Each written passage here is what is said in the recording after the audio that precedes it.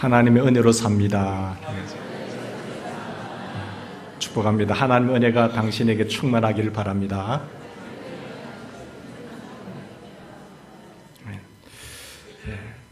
오늘 우리에게 주시는 하나님의 말씀은 시편 27편입니다. 1절에서 8절까지 말씀을 한 절씩 교독하겠습니다. 여호와는 나의 빛이요 나의 구원이시니 내가 누구를 두려워하리요. 여호와는 내 생명의 능력이시니 내가 누구를 무서워하리요.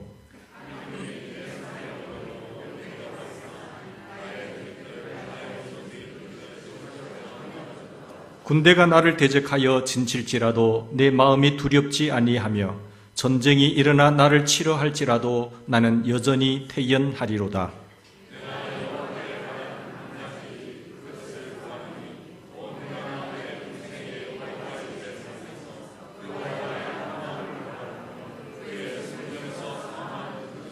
여호와께서 환난 날에 나를 그의 초막 속에 비밀히 지키시고 그의 장막 은밀한 곳에 나를 숨기시며 높은 바위 위에 두시리로다.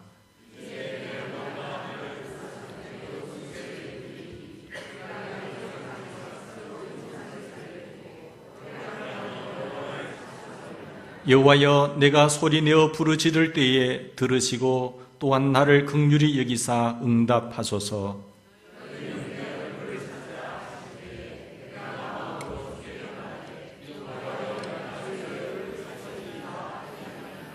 아멘. 먼저 오늘 우리와 이 민족이 있는 것은 나를 사랑한 믿음의 선배들이 있었기 때문인지 믿습니다. 3.1 운동 100주년을 기념하는 이 시점에 우리나라를 되새겨보면 참 하나님 은혜가 아니었던 간다면 이 나라가 이렇게 될 수 있을까라는 생각을 합니다. 만세 운동에 앞장선 믿음의 사람들, 그리고 또 6.25 동란 겪잖아요. 그런 피폐해진 상황 속에서도 하나님이 전 세계에 이렇게 우뚝 세워주신 것은 하나님의 은혜가 아니면 이룰 수 없다는 것이죠. 전 세계가 놀라고 있지 않습니까? 순교의 피, 그 순교자들의 피로 말미암아 세워진 교회가 하나님의 축복하심으로 여기까지 온 줄 믿습니다. 우리나라 국민소득, GNP 1인당 국민소득이 얼마인지 아세요? 3만 불을 넘었습니다.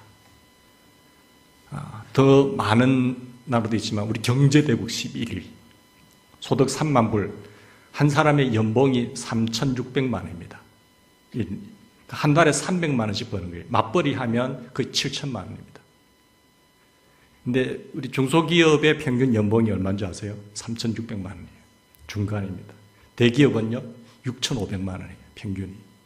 그렇다고 한다면 삼성전자 같은 경우에는 1년에 연봉이 한 1억 정도 되는데, 근데 거기에서 다시 보너스로 받는 돈이, 연말 결산에서 받는 돈이 월급을 능가합니다. 연봉을 능가해요. 야, 대단하더라고요. 물론 삼성 반도체가 우리를 먹이 살린다 하지만 정말 대단하더라고요. 그만큼 우리나라가 잘 삽니다. 보통 이렇게 물질에 충만한 역사가 어떻게 이 짧은 기간에 가능했느냐? 우리 선배들의 그 피땀 흘린 눈물과 하나님의 은혜가 없다고 한다면 이 나라는 없을 거예요. 근데 마지막으로 이 나라가 정말 잘 신앙 가운데 지켜나가지 않으면 우리나라는 또한 어떻게 될지 몰라요. 한때는 남미가 그렇게 잘 살았잖아요. 근데 무너진 원인이 어디 있을까요?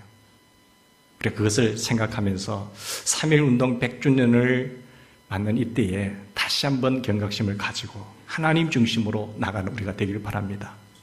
전 세계가요, 영적인 지각 변동을 일으키고 있습니다. 지금 지옥을 향해 달려가고 있어요. 결정권을 가진 사람들이 하나님의 창조의 섭리를 부정하고 부인하면서 결정을 내려요. 동성혼 합법화, 지금 인권 운동을 하면서 인권 조례를 만들잖아요. 학교와 모든 단체에서. 중국의 거대한 마오쩌둥 사상이 시진핑을 통해서 거의 장악을 하고 있습니다. 그 사상대로 가겠다는 거예요. 그 마오쩌둥 사상 아시잖아요. 그 사상이 우리나라로 그대로 들어오고 있습니다. 지금. 이것은 하나님의 창조의 섭리의 역사를 대적하고 있는 거죠. 인생의 주인은 하나님이신 것을 안다고 한다면 마지막 인생이 인간이 파괴되는 시점에 일어나는 것이 뭔지 아세요? 동성애, 동성혼입니다. 인간이 아니라 짐승보다 못한 인간의 삶으로 전락이 될 때에 하나님은 그 도시와 그 나라를 멸하세요. 근데 그것이 5대4로 결정이 나고 합법화되는 거죠. 이 악한 성경을 대적하는 하나님 뜻에 거스리는 것이 법화돼서 제도와 딱 장착이 돼서 밀고 나가면요, 걷잡을 수가 없습니다. 거기에 대응하면 감옥에 가든지 피를 흘려야 돼요. 근데 그런 잘못된 나라들의 결정이 우리나라로 들어올 때 이걸 막아내야 되는데 서서히 들어오고 있는 거죠. 그러니까 저는 이런 것을 볼 때 결정권을 가진 사람이 미국도 마찬가지고 10명 미국의 그 합법화를 막아낼 때 한 명만 크리스찬이 더 있었다라고 하더라도 이게 뒤집었을 거예요. 결정권을 가지는 영향력이 있는 사람이 수천, 수억의, 수천만 명이 있는 사람보다 훨씬 더 영향이 있습니다. 중요합니다. 법을 결정하는데 대법원에서 그 10명이 결정하지만 12명이 결정하고 13명이 결정하지만 거기서 잘못된 결정을 내려버리면요, 수천만 명이 아우성 치더라도 소용이 없어요. 그만큼 결정할 수 있는 자리가 중요한 것이, 여러분, 결정할 수 있는 자리에 하나님의 사람들이 세워지기를 간절히 바랍니다. 우리의 후손들 가운데서 그런 영향력 있는 자리에 들어가셔야 돼요. 그 몇 명 안 되는 사람이지만 결정을 잘못된 길로 잘못된 결정을 하게 되면 많은 백성들이 어려움을 당하게 돼요. 하나님을 모르기 때문에 사람들은 잘못된 결정을 합니다. 하나님을 안다고 하더라도 하나님을 경험하지 못했기 때문에 잘못된 결정을 해요. 하나님의 창조의 섭리를 거부하게 되죠. 우리는 지옥을 향해서 끊임없이 추락하고 있는 인간의 근본적인 가치관, 그리고 윤리를 지키기 위해서 우리는 하나님의 창조 원리, 하나님 그 뜻을 따라서 하나님을 제대로 알고 하나님을 반드시 경험해야 됩니다. 하나님을 잘못 알고 체험하지 아니하면 하나님의 뜻대로 결정을 할 수가 없어요. 영향력을 드러낼 수가 없어요. 지금 교회 다니는 사람들 중에도 보면 하나님을 제대로 체험하지 못한 채, 경험하지 못한 채 종교 의식에 참여하는 사람들이 많습니다. 문의는 교인인데 실제 영향력을 결정의 자리에 아무런 영향을 드러나지 못해요. 세속화되고 따라가 버립니다. 그 사람은 종교인이지 믿음의 사람은 아니에요. 종교의식의 난로는 있지만 하나님을 만난 경험한 체험에 불이 없기 때문에 진정한 난로 구실을 할 수가 없습니다. 우리 하나님은 보이지 않으세요. 들리지 않고 만질 수도 없잖아요. 근데 어떻게 그 하나님을 경험합니까? 기도를 하든지 하나님과 동행하면서 내가 지적으로 알고 마음으로 느끼고 의지의 변화가 일어나는 것은 하나님을 체험했기 때문에 그래요. 우리 모두가 그 하나님을 만나기를 바랍니다. 하나님을 만나셔야 돼요. 그리고 하나님을 만나서 삶에 누가 뭐라고 하더라도 죽으면 죽으리라고 할 수 있는 그런 간증을 할 수 있어야 됩니다. 쉽게 세상에 넘어가 버리고 잘못된 결정을 해버리고 하나님 없는 것처럼 살아간다고 한다면 그 사람은 하나님은 기쁨이 될 수가 없겠죠. 저는 오늘 이 말씀을 생각하면서 하나님을 체험하고 하나님을 만나는 깊은 그 관계가 어떤 관계인가? 하나님을 경험하게 하기 위해서는 하나님은 반드시 관계를 원하세요. 그 관계, 사랑의 관계를 원하세요. 그것을 어떻게 가능할까요? 기도를 통해서 가능해요. 내가 구원받은 백성이라고 한다면 반드시 기도가 응답되게 되어 있습니다. 주관적 체험적이 또 있고 객관적 사실도 있지만 내 기도가 응답되느냐 안 되느냐 보아서 내가 하나님의 자녀인지 아닌지를 알 수가 있어요. 전에는 무슨 그런 기복적인 기도를 하냐 생각했는데 아니에요. 구체적으로 기도하셔야 돼요. 목적은 뭐예요? 하나님을 기쁘시게 하기 위해서. 다 안 해도 괜찮아요. 하나님의 영광을 위해서라고 한다면 구체적으로 하나하나 다 기도하세요. 그건 기복적이 아니에요. 기복한다는 것은 뭡니까? 복을 하나님께 빌어야지. 복을 잘못된 부처님께나 어떤 미신에 구하는 것이 아니라 복의 만복의 근원 대신 하나님 앞에 반드시 하나님을 기쁘시게 하기 위해서 구하시라니까요. 그것이 하나 둘 쌓이게 되면 하나님과 깊은 관계 속에 들어가요. 아, 하나님 나를 사랑하는 것보다 나 하나님 자녀 맞지요? 하나님 내 아버지 맞지요? 이렇게 나가요. 하나님께서 우리와 사랑의 깊은 관계를 맺게 하기 위해서 기도를 할 때 뭘 하는지 아세요? 그 밀당을 하세요. 밀고 당기고. 어떨 때는 하나님 즉각 응답해 주셨다가 어떨 때는 우리를 마음 안타깝게 하고 왜 하나님 이때 빨리 응답해 주지 않으세요? 당기고 밀고 당기고 밀고 그 밀당의 관계를 통해서 우리는 하나님과 더 깊은 사랑의 관계를 얻게 됩니다. 오늘 시편 27편은 다윗이 쓴 시인데요. 다윗이 하나님을 체험한 사람이라고 하는 것을 하나님을 경험한 사람이라고 하는 것을 시편 27편을 읽음으로 우리가 알게 돼요.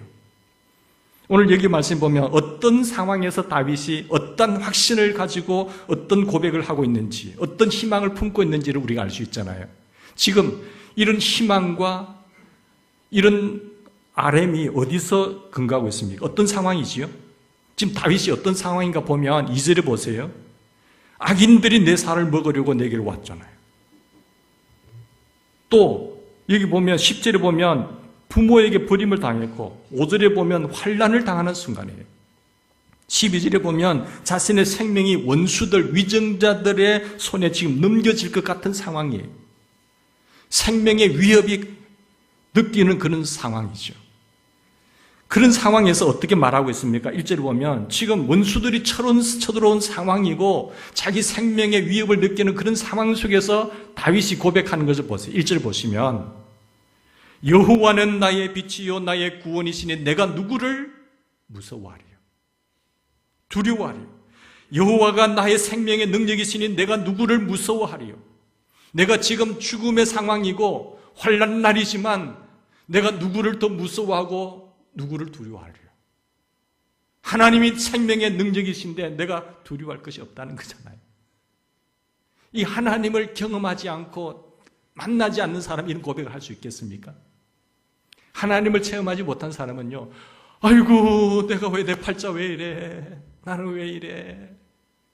죽음의 상황이라고 한다면 원망하고 불평하고 자기 상황을 누구 때문이라고 이야기하고 우리 조상 잘못 만나서 그렇다고 하고 이야기할 거잖아요. 근데 하나님을 경험한 사람은요, 이런 어려운 상황 속에 환난의 날에도 내가 무서워하거나 두려워하지 않는다고 하잖아요. 여호와는 나의 빛이요 나의 구원이시다고 말하고 있습니다. 3절 보세요. 군대가 나를 대적하여 진칠지라도 내 마음이 두렵지 아니하며 전쟁이 일어나서 나를 치러 할지라도 나는 여전히 태연하리로다. 내 생명은 하나님의 손에 있기 때문에 하나님이 나를 지켜주시고 나를 인도하시고 나의 보호자가 되시기 때문에 여호와가 나의 목자이시기 때문에 나는 부족함이 없습니다. 내 인생의 사망의 음침한 골짜기가 그런 골짜기를 간다고 할지라도 해바듬을 두려워하지 않을 것은 주께서 나와 함께 하십니다. 주의 지팡이와 막대기가 나를 안위하시기 때문에 나는 무서워하거나 두려워하지 않고 여전히 태연하리로다. 하나님을 만난 사람의 고백입니다. 하나님을 경험하지 못한 지적으로 아는 사람의 이런 고백이 나올 수가 없어요. 5절 말씀 보세요. 여호와께서 환난 날에 나를 그의 초막 속에 비밀히 지키시고 그의 장막 은밀한 곳에 나를 숨기시면 높은 바위 위에 두시리로다. 사람이 어려울 때 기도하는 것은 당연한 것 아닙니까? 누군가를 찾게 돼 있거든요. 그런데 다윗은 하나님을 체험한 사람으로서 생명이 경각에 처했을 때 하나님 앞에 부르짖고 있습니다. 7절 보세요. 여호와여 내가 소리내어 부르짖을 때에 들으시고 또한 나를 긍휼히 여기사 응답하소서. 다윗은 위기에 처했을 때 하나님께 소리내어 부르짖었습니다.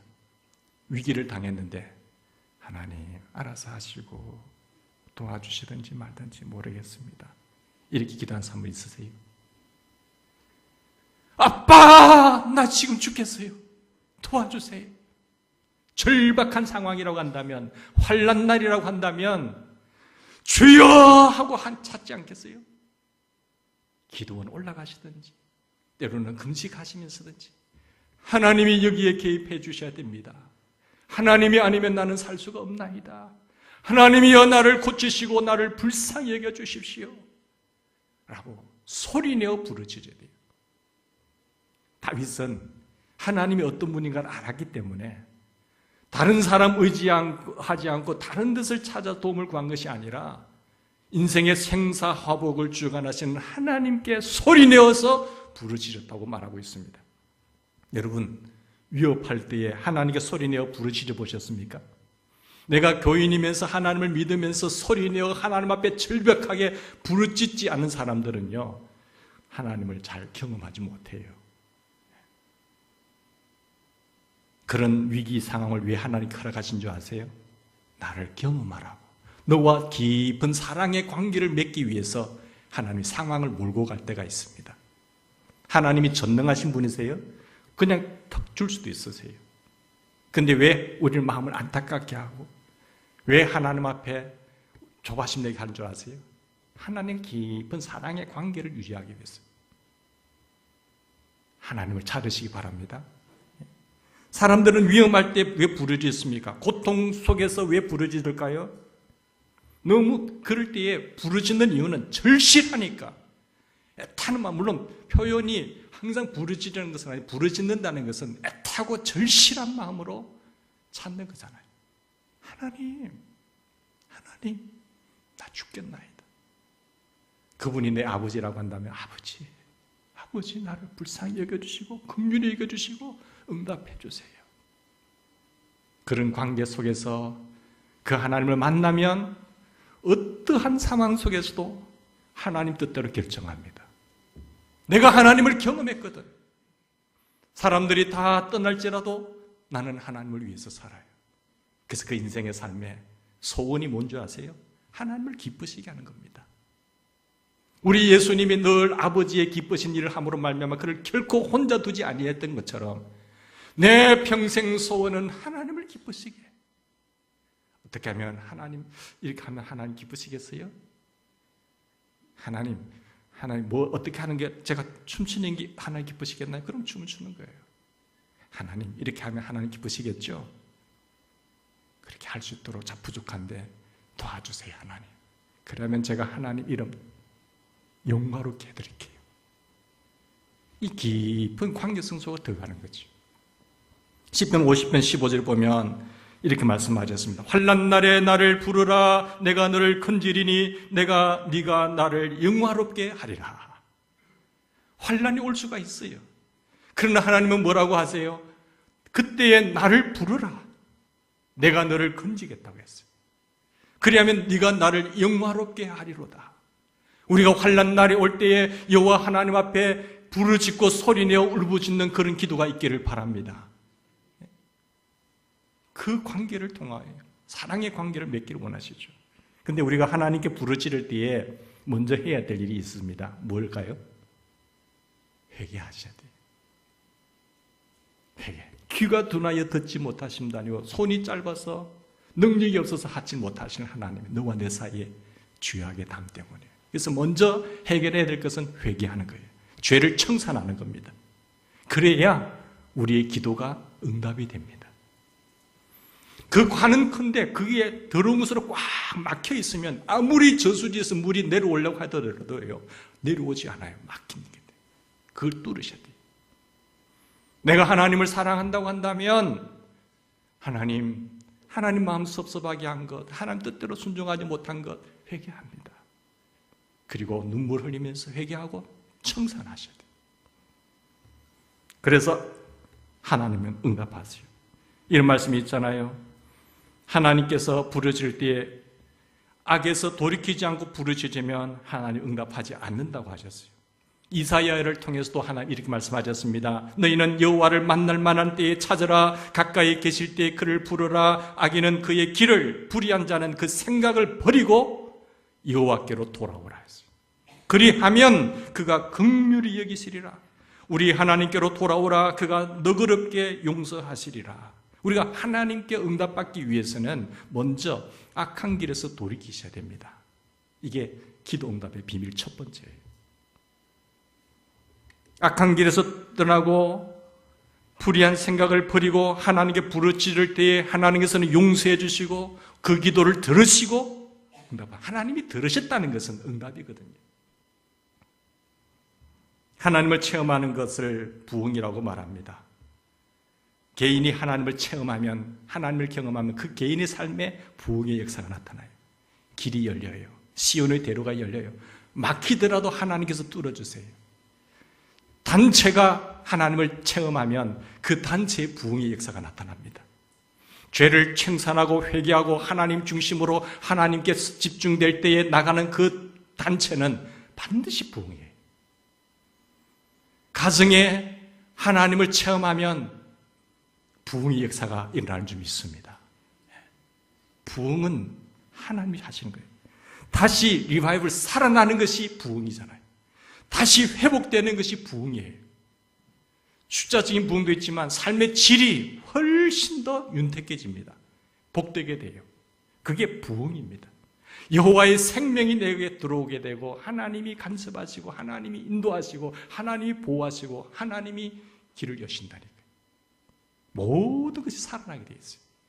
피폐해진 영혼이 살아납니다. 건강이 살아납니다. 삶의 질이 달라져요. 그게 부흥이죠.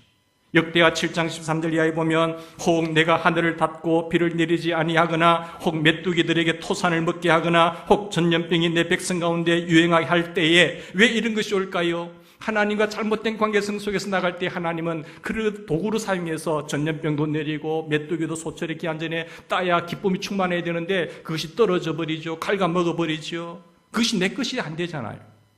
그리고 하늘에 닫아버리니까 비가 내리지 않으니까 얼마나 황폐한 인생이 됩니까?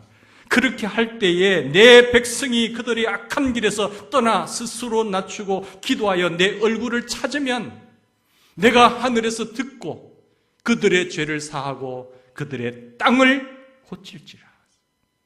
하나님이 고치고 하나님이 회복시킬 것이라고 말씀하셨잖아요. 우리가 그때 스스로 회개하고 낮추고 회개하고 주님 앞으로 돌아오면 하나님이 이 땅을 고칠 줄 믿습니다. 여러분의 머무는 땅이 복된 땅으로 기름진 땅으로 변화되기를 바랍니다. 하나님은 경운의 뜰 안에 갇힌 예레미야에게 이렇게 말씀하셨습니다. 이를 행하는 여호와, 그 일을 계획하시고 그것을 만들며 성취하시는 여호와, 그의 이름을 여호와라고 하는 그이가 말씀하시기를 너는 내게 부르짖어라. 내가 내게 응답하겠고 내가 알지 못한 크고 비밀한 일을 네게 보이리라 하셨습니다. 하나님은 문제가 중요한 것이 아니에요. 상황과 환난이 날이 될 수도 있고 우리에게 어려움이 찾아올 수도 있고 곤고할 수도 있지만 중요한 것은 뭡니까? 내 아버지 되신 하나님을 찾는 것이 중요하잖아요. 이를 계획하시고 성취하시는 여호와 하나님 앞에 부르짖으면 내가 내게 응답할 것이라. 비밀한 일을 네가 상상하지도 못한 일로 내가 너를 인도하실 것이라 약속하셨어요. 하나님을 만나는 방법, 하나님을 체험하는 방법이 여기 있습니다. 하나님을 만난 사람들이 소리내어 하나님께 부르짖을 때에 하나님 애타게 찾을 때에 하나님을 만나주시고 더 깊은 관계가 형성돼요. 이렇게 하나님을 경험하면 흔들리지 않고 결정의 자리에 있을 때도 하나님의 뜻대로 결정을 합니다. 그 인생에 늘 하나님을 바라보고 하나님 중심으로 살아갈 수가 있어요. 하나님을 경험하지 못하고 하나님을 체험하지 못하니까 여전히 우리는 방황하고 세상에 흔들리고 무너지고 넘어지게 되는 거거든요. 우리 모두는 하나님을 더 크게 많이 경험할 수 있기를 주의 이름으로 축원합니다. 사랑하는 여러분, 다윗이 하나님께 울부짖는 기도를 통해서 응답하시는 하나님을 체험했습니다. 시편 18편 6절에 보니까요, 내가 환난 중에 여호와께 아뢰며 나의 하나님께 부르짖었더니 그가 그의 성전에서 내 소리를 들으시며 그의 앞에서 나의 부르짖음이 그의 귀에 들렸도다. 물론 새벽에는 우리가 묵상 기도하며 조용히 하지만 혼자 나와서 할 때는 근데 소리내 부르짖으세요. 하나님, 나에게 이런 고통이 있어요. 이 아픔이 있으세요. 내가 넘지 못할 벽이 있어요. 강이 있어요. 도와주세요 하나님. 하든지 금식하시든지 기도원에 올라가시든지 부르짖어 기도하면 다윗과 함께 하신 하나님이 오늘 우리와 함께 할 줄 믿습니다. 그러면 어떻게 될까요? 하나님이 하셨다. 이것이 하나 둘 사이가 되고 체험하게 되고 경험하게 되면, 그것이 간증이 되면 그 사람은 정말로 믿음이 튼튼한 믿음이 돼요. 그냥 종교인으로서 행사하는 것이 아니라 정말 하나님이 내 곁에 계신 것처럼 살아간다니까요. 그래서 전쟁이 오더라도, 생명의 위협이 있다고 하더라도 내가 누구를 두려워하리요, 내가 누구를 무서워하리요, 걱정이 없는 거예요. 하나님 또 어떤 일을, 나에게 어떤 것을 보여주시려고 내게 이런 어려움을 주십니까? 그 어려움을 통해서 낙심하지 않고 도리어 돌진하는 거예요. 시편 34편 6절에 보면 이 곤고한 자가 부르짖음에 여호와께서 들으시고 그의 모든 환난에서 구원하셨도다. 여러분 평생에 지금까지 나오시면서 이런 절박하게 애타게 하나님 앞에 소리내어 부르짖지 않았다고 한다면 부르짖어 보세요. 하나님 나 좀 살려주세요. 절박한 심령으로 구해보세요. 하나님이 그런 자를 찾고 계세요. 다윗은 고난당할 때 하나님께 부르짖어 기도하면서 응답하시는 하나님을 체험했습니다. 그래서 시편 27편에 보니까 다윗은 하나님께 기도할 때 특별히 무슨 소원 한 가지를 갖고 기도했어요? 한 가지 소원을 갖고 기도했어요. 시편 27편 4절 말씀 보십시다. 이 구절은 하나님을 체험하는 비결이고 하나님을 체험한 사람들의 고백입니다. 하나님 이 고백의 소리를 듣고 싶어 하는 거예요. 이 고백 소리를 얻어내기 위해서 하나님을 밀고 당기는 거예요. 우리를 애타게 하는 거예요.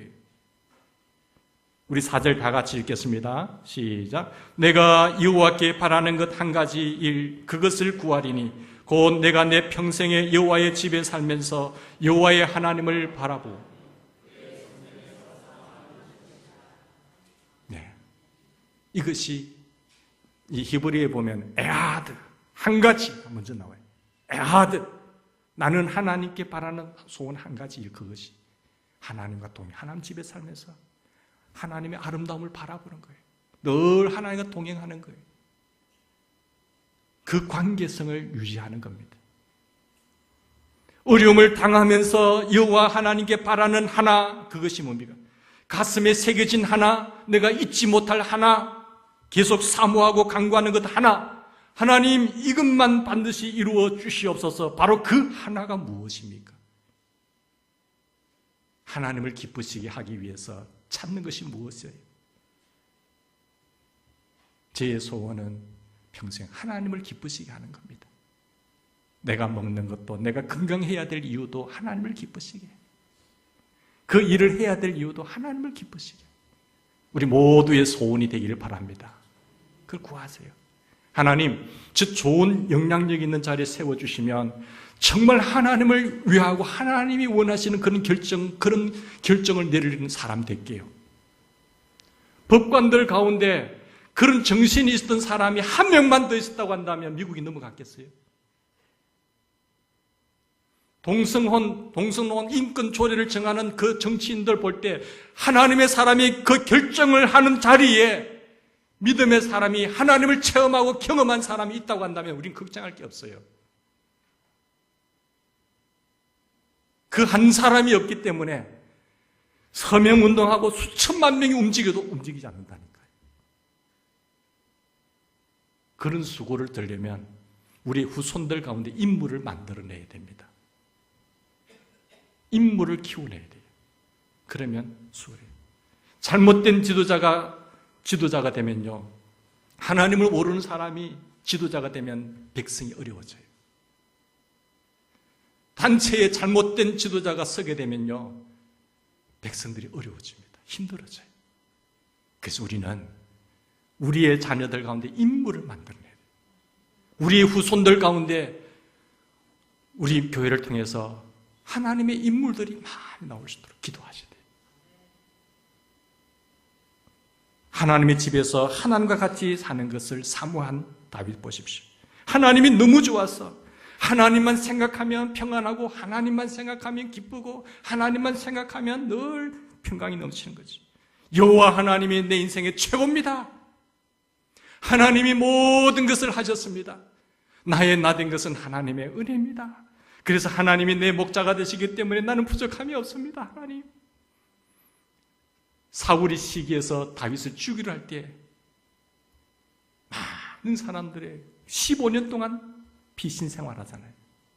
그러면서도 늘 하나님께 엎드려 기도하고 부르짖고 그 하나님을 체험했기 때문에 하나님만이 나의 전부입니다 라는 것이죠. 여호와 하나님이 건강보다 좋고요, 여호와 하나님이 어떤 환경보다 좋고요, 어떤 축복보다 성공보다 하나님이 더 좋은 겁니다. 이런 사람으로 만들기 위해서 하나님 뭐 하세요? 밀당하는 겁니다. 우리와 밀당, 밀고 당기고 하는 거예요.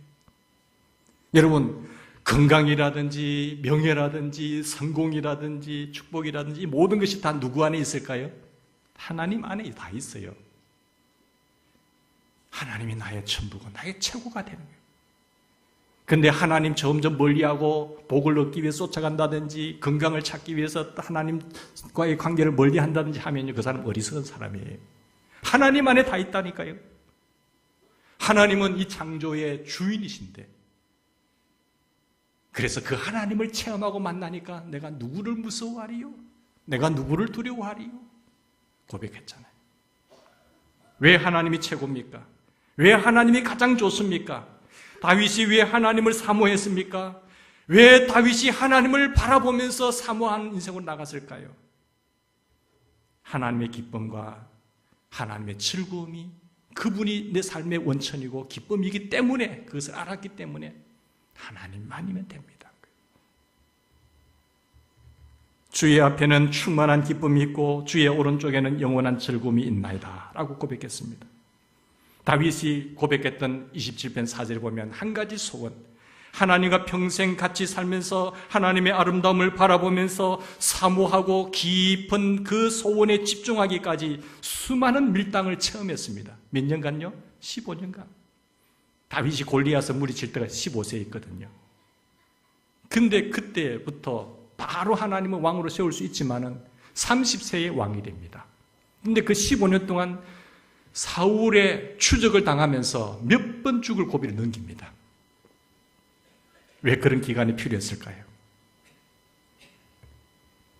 여러분, 여기 보면 다윗으로 하여금 15년의 모진 고난을 당하게 하신 이유는 4절 고백의 말씀을 받아내기 위해서, 하나님이 전부라는 사실을 받아내기 위해서, 모진 고난을 당하면서 이젠 죽었구나, 나와 죽음 사이는 한 걸음이구나, 이럴 때는 보면 다윗을 밀어낸 거거든요. 하나님께서 때로는 또 지켜줬다가 또 들어주었다가 또 밀어낼 때, 그렇게 15년을 한 이유는 이 고백입니다. 집중적으로 밀고 당기는 행동을 하신 거죠. 그것은 다윗과 사랑의 깊은 관계를 맺기 위해서요. 이렇게 하나님과 깊은 사랑의 관계를 맺게 된 이후에 하나님의 사람으로 확실하게 만들기 위해서 15년 작업을 하신 겁니다. 하나님. 그리고 하나님이 나의 인생의 전부입니다라고 하는 고백을 받아내기까지, 다윗이 왕다운 왕이 되도록 훈련하신 거잖아요. 하나님의 사람으로 확실하게 만들기 위해서, 참다운 지도자로 세워가기 위해서 하나님은 15년, 잘못된 왕이 되면 백성들 전부도 하나님 떠나게 만들 수 있으니까, 잘못된 정책을 내릴 수도 있고 하나님 기뻐하시지 않는 행동을 하게 되면 어떻게 되겠습니까? 바른 하나님을 사랑하는 왕이 되어야만이 백성을 하나님을 경외하는 사람으로 만들어갈 수 있거든요. 그래서 15년 걸렸어요. 내가 하나님께 바라는 한 가지 그 일을 구하리니 내가 내 평생의 여호와의 집에 살면서 하나님의 아름다움을 바라보고 하나님과 동행하는 인생 살도록 하기 위해서 15년 걸렸습니다. 여러분, 어려움이 있으세요? 지금 환난 날이세요? 두려워하지 마세요. 하나님 찾으세요. 하나님이 원하시는 것은 내가 내 아버지고 우리가 관계를 맺기를 원하세요. 어떤 일을 하려면 관계가 중요하잖아요. 관계였습니다. 하나님의 밀당은 하나님께서 사랑의 깊은 관계를 맺게 하시고 우리를 통해서 놀라운 일을 이루시기 위해서라는 것을 꼭 기억했으면 좋겠습니다. 두 번째, 시급한 일에 횡포가 있어요. 찰스 휘멜이 이런 말을 했습니다. 시급한 것이 횡포라는 그런 말을 하게 됩니다. 우리에게 작은 엄청난 경고를 내렸는데 모두가 늘 하는 변명이 있잖아요. 나는 이것 때문에 안 되고 저것 때문에 안 되고 이 핑계 대고 저 핑계 대고 그런 변명을 할 때 미사일처럼 날려서 우리에게 경고한 메시지가 뭔 줄 아세요? 당신의 삶에서 시급한 것이 중요한 것을 빼앗지 못하게 하라는 경고를 날렸어요. 우리 같이 한번 해봅시다. 당신의 삶에서 시급한 것이 중요한 것을 빼앗지 못하게 하라. 여러분, 중요한 것이 무엇입니까? 하나님과의 관계가 최고 중요하잖아요. 말씀이 최고 중요하잖아요. 정직한 것이 최고 중요하잖아요. 진실이 중요하잖아요. 교회가 중요하잖아요. 이런 중요한 일을, 관계를 내 급한 일 때문에 빼앗지 못하게 하라는 거예요. 하나님이 정말 소중하고 귀한 분이라고 한다면 이 관계를 첫 번째로 두셔야 돼요. 그런데 급하다는 것 때문에 자꾸 변명하면서 그분과의 관계를 점점 멀리하게 돼요. 뒷전으로 하게 됩니다.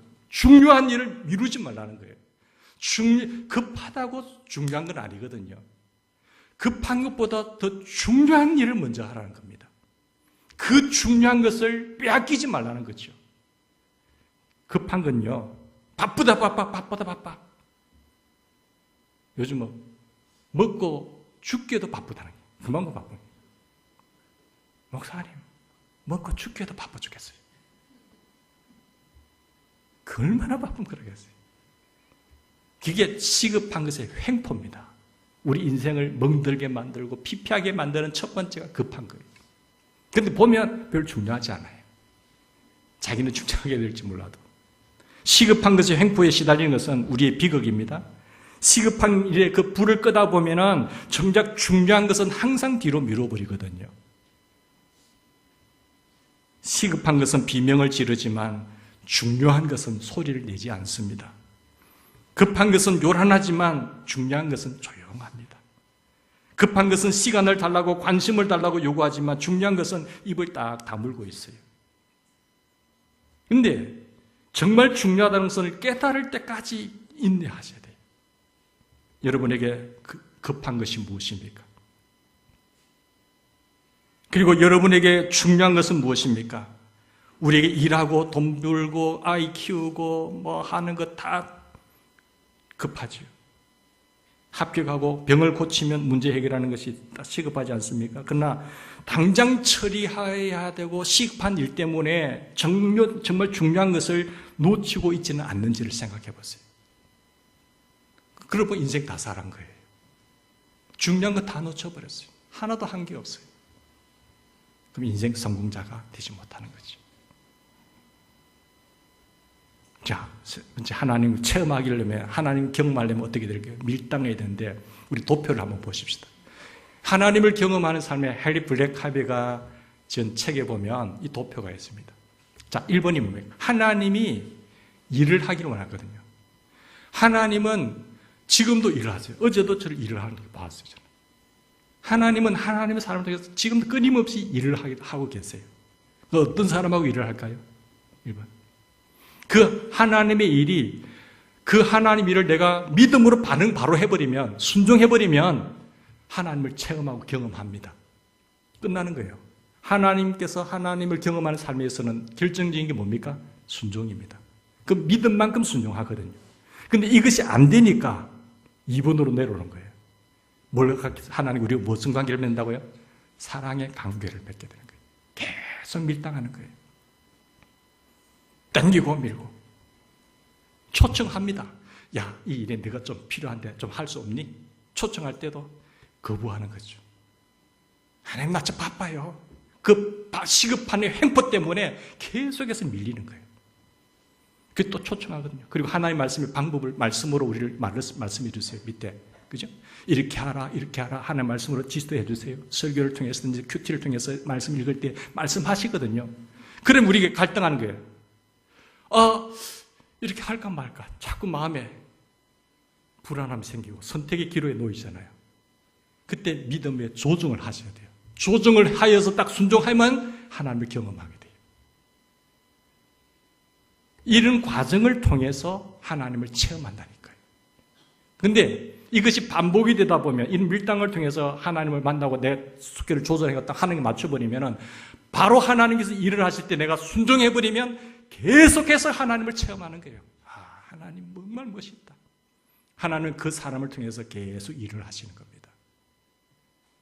이런 은혜와 축복이 있기를 바랍니다. 하나님을 체험하셔야 돼요. 그래야 여러분이 결정의 자리에서 중요한 결정을 할 때 하나님께 영광이 되게 살 수 있습니다.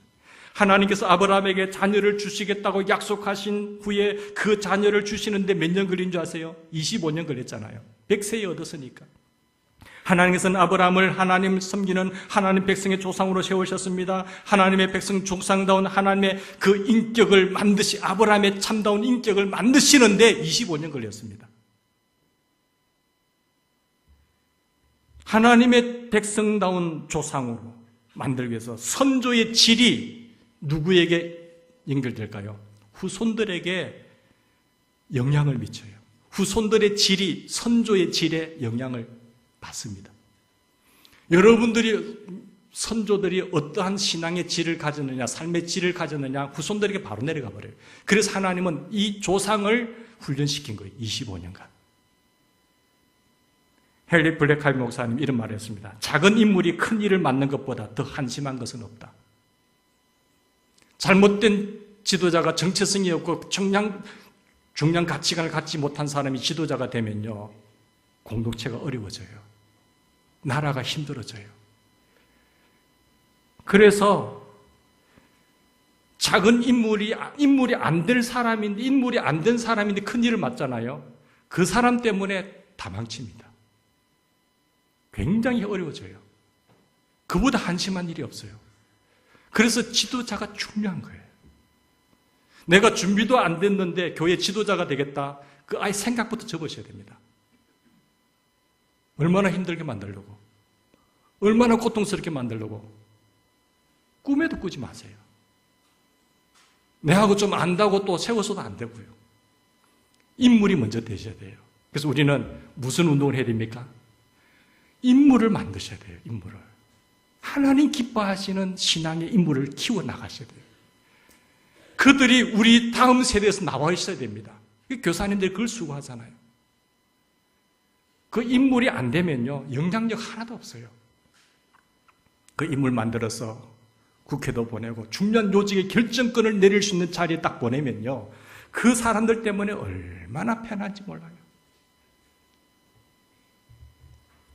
여러분, 결정권이 있는 자에게 그 자리에 우리의 자녀들이 들어가기를 축원합니다. 결정권이 있는 자리에 우리의 자녀들이 들어가서, 믿음의 사람들이 들어가서 나가면은 되는 거예요. 수만 명, 수천 명이 있어도요, 결정권 있는 사람 못 따라갑니다. 결정권이 10명에게 주어졌다고 한다면 수천만 명 있으면 뭐 합니까? 이 수천만 명은 그 10명을 못 따라가요. 그래서 인물이 중요하다는 거예요. 우리 당회가 있는데 당회원들 5분이 여러분들 몇백 명 있다고 하더라도 이 결정권을 가진 사람 따라갈 수 있습니까? 못 따라갑니다. 이분들이 잘못된 결정을 하면은 우리 전체가 힘들어져요. 근데 이분들이 정말 중요한 잘된 결정을 하면요, 좋아져요. 얼마나 좋은지 몰라요. 아멘?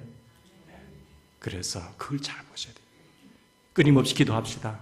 하나님, 내가 바라는 일 한 가지, 그것을 사모하며 바라보며 우리 다음 세대들을 위해서 이 인물을 만들어내고 하나님의 일을 많이 감당하는, 하나님을 경험하는 그런 위대한 인물들이 우리 교회에서 나오게 해달라고, 여러분들 후손들 가운데 많아지기를 간절히 바라면서 기도하면서 승리하는 우리 모두가 되기를 바랍니다. 같이 기도하십시다. 하나님 아버지, 고맙습니다.